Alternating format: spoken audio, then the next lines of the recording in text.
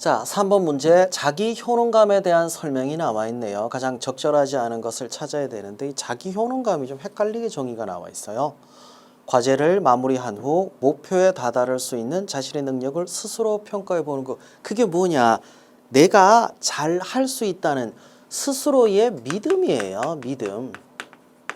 근데 이 자기 효능감과 좀 헷갈리는 표현이 있습니다.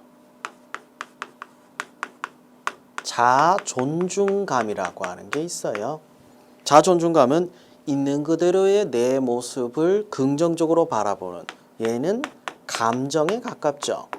그럼 자기 효능감은 뭘까요? 내가 잘할 수 있어. 이건 특정한 일에 대한 인식의 포커스가 맞춰져 있어요.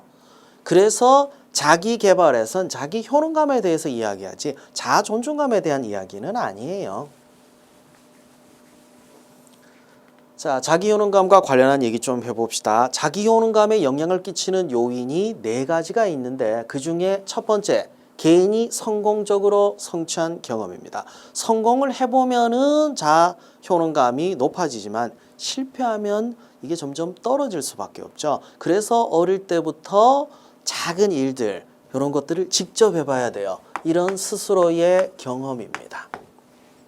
스스로의 경험이면서 이걸 활동적인 성취라고도 표현하는데 그냥 경험이라고 합시다. 두 번째, 스트레스 대처 같은 개인의 생리적, 정서적 각성이 있죠. 이 생물학적인 요소라고 볼 수 있죠. 이것도 자기 효능감과 연관이 있어요. 스트레스는 원래 누구나 다 받습니다.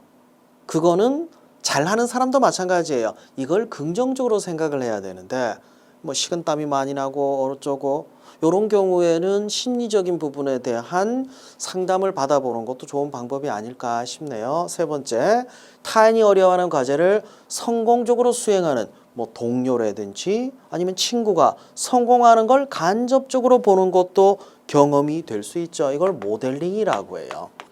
간접적 체험이라고 하는데 얘도 이 자기 효능감을 향상시킬 수 있다고 하네요. 아까 4개라고 했죠. 하나만 더 해볼게요. 사회적 설득이에요. 선생님이 또는 전문가가 넌 잘할 수 있어. 이번에는 합격 가능성이 높아. 이렇게 얘기하는 것도 자기 효능감을 높여준다고 하니까 요 4가지 요인 유용하게 활용하셨으면 합니다. 마저 문제 보도록 할게요.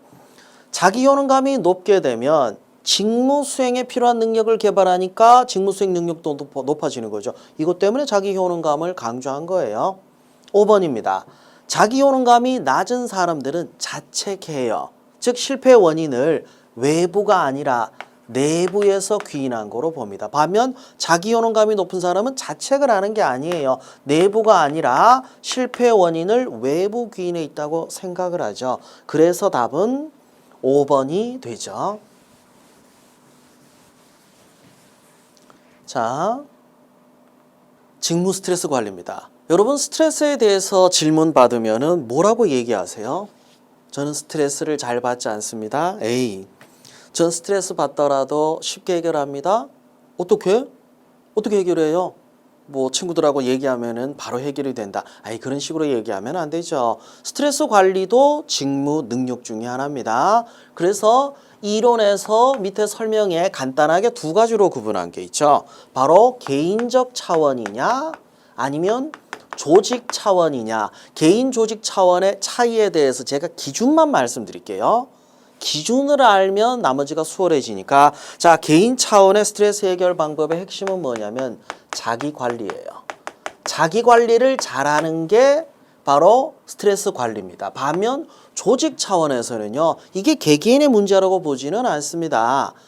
이거를 인적 자원 개발, HRD의 차원에서 봅니다. 그래서 회사에서 컨트롤하고 교육도 시키고 여러 가지 프로그램도 만들게 되죠. 이 기준만 파악하고 있더라도 이게 조직 차원에서 적절한 방법이라는 걸 파악할 수 있을 거예요. 하나씩 보도록 할게요. 자, 1번입니다. 동료들과 원활한 의사소통을 위해 의견을 편견 없이 경청하고 마음 편해졌을 때 블라블라. 이런 원만한 관계는 어때요? 이거 자기관리의 개념이죠. 개인이죠. 1번 틀렸죠. 자, 2번입니다. 직무 스트레스의 정도를 평가한 결과 그리고 직무 스트레스의 원인에 대한 내부의 의견을 검토 분석해서 기존 제도를 재정비하는 등의 대책을 세우는 건 뭐예요? 이게 HRD 아니에요. 인적자원개발. 그죠? 조지. 2번이지. 자, 3번입니다. 계획을 미리 정리해서 스트레스를 완화할 수 있도록 조절하는 거. 이것도 자기관리 아니에요. 4번이죠. 업무 시간과 개인 시간을 정확히 분리해야 일 끝나고 쉴 수 있죠. 퇴근 이후에 쉬는 게 잘못된 게 아니에요. 이게 정상이야. 그래야 스트레스 관리가 되죠. 일 끝나고 집에 가서도 계속 일하면 스트레스는 쌓일 거고 헉 쓰러질 수도 있겠죠. 개인 차원의 자기관리.